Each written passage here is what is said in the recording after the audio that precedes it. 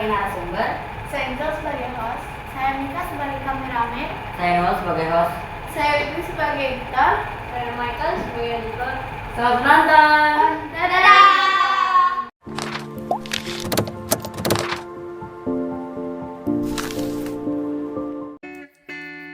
Halo semuanya, kembali lagi bersama kita di podcast Kita bertanya di sini.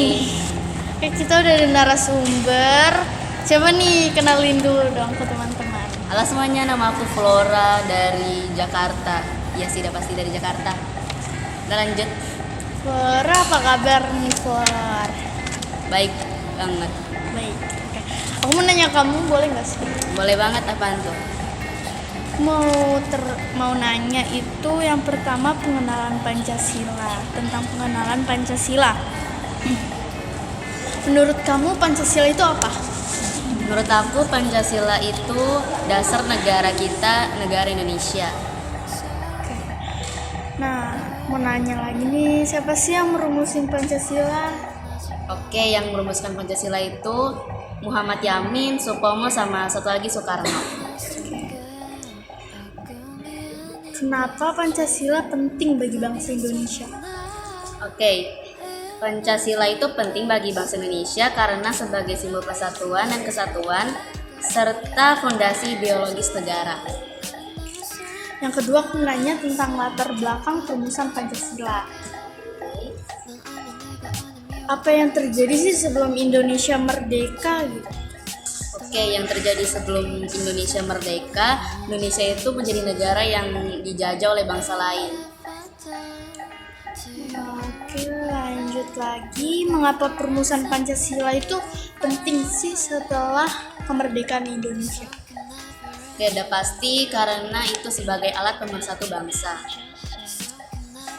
Oke, yang ketiga itu aku menanya tentang silabus dalam Pancasila. Nah, ini pasti kalian udah pada tahu juga. Apa saja sih 5 sila Pancasila? Oke, 5 sila dalam Pancasila itu udah pasti ketuhanan yang Maha Esa, kemanusiaan yang adil dan beradab, persatuan Indonesia, kerakyatan yang dipimpin oleh hikmat kebijaksanaan dalam pemusyawaratan perwakilan, dan yang terakhir keadilan sosial bagi seluruh rakyat Indonesia. Oke. Nah, kamu kan udah sebutin sila-silanya nih. Sekarang aku mau nanya makna dari masing-masing sila itu. Oke, makna dari sila pertama itu bangsa yang mempercayai keberadaan Tuhan. Kalau sila kedua itu manusia merupakan makhluk yang beradab dan memiliki keadilan setara di mata Tuhan.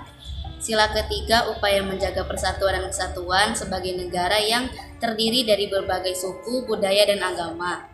Kalau sila keempat, kekuasaan dalam negara harus dilakukan dengan bijaksana melalui musyawarah dan mufakat. Dan yang terakhir, sila kelima, menegaskan pentingnya mengutamakan keadilan sosial sebagai dasar dalam pembangunan dan kemajuan bangsa Indonesia. Oh, banyak ya, masih banyak lagi pasti yang lainnya. Nah, aku nanya lagi, boleh kan? Boleh banget. Oke. Bagaimana 5 sila tersebut mencerminkan nilai-nilai penting dalam kehidupan berbangsa dan bernegara? Oke, aku sebutin satu-satu. Kalau misalnya sila pertama itu, contohnya itu ada dari membina kerukunan hidup antara sesama manusia, terus tidak melakukan penistaan agama, dan mengembangkan sikap saling menghormati, dan menjaga kebebasan orang dalam beribadah sesuai agama dan kepercayaannya. Nah, kalau yang kedua itu mengakui persamaan derajat, hak, dan kewajiban asasi setiap manusia tanpa membedakan suku, keturunan, agama, kepercayaan, dan lain-lain. Lalu sigap membantu orang yang mengalami kesusahan tanpa pilih kasih, dan yang terakhir mengembangkan sikap saling mengasihi antara sesama manusia. Lalu kalau sila ketiga itu mengembangkan sikap saling menghargai keanekaragaman budaya, membina hubungan baik dengan semua unsur bangsa, dan memajukan pergaulan demi persatuan dan kesatuan bangsa. Kalau sila keempat, selalu mengutamakan musyawarah untuk mencapai kesepakatan dalam menyelesaikan permasalahan, menghargai hasil musyawarah, dan yang terakhir menjalankan hasil musyawarah dengan sungguh-sungguh dan bertanggung jawab. Dan sila yang terakhir yaitu sila kelima, tidak bergaya hidup mewah, tidak bersifat boros, bekerja keras. Itu aja. Oke, yang keempat nih, tentang filosofi Pancasila. Nah, bagaimana sih Pancasila itu mencerminkan prinsip filosofis dalam kehidupan masyarakat Indonesia? Oke, Pancasila sebagai filosofis hidup bangsa merupakan pedoman dan pegangan dalam pembangunan bangsa agar negara berdiri kokoh dan mengetahui arah tujuannya, baik dari segi ideologi, politik, ekonomi, sosial budaya maupun pertahanan.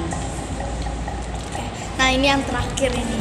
Oke, benar. Yang terakhir tuh nilai-nilai Pancasila tuh mendukung toleransi, gotong royong, dan persatuan di tengah keragaman tuh bagaimana?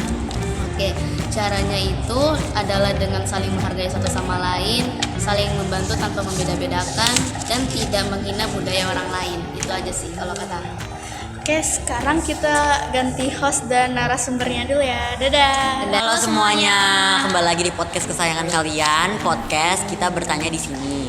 Aku ini udah dapat narasumber baru, namanya siapa? Lovely. Kamu jauh ya datang dari sini, dari rumah ke sini. Gak terlalu juga sih. Mau naik apa tadi? Motor. Oh, agak panas ya cuacanya ya. Iya.